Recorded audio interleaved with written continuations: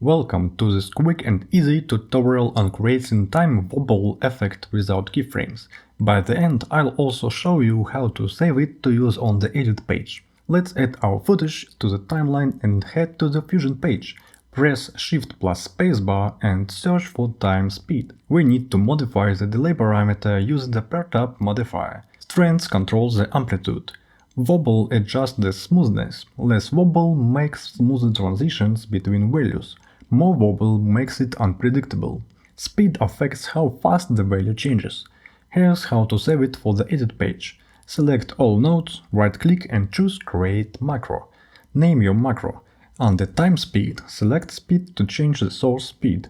Under Perturb, select the 5 key parameters. You can adjust minimum and maximum slider values, and you also can write any value manually later. Click Close and save your macro. To use it on the edit page, save it in this folder.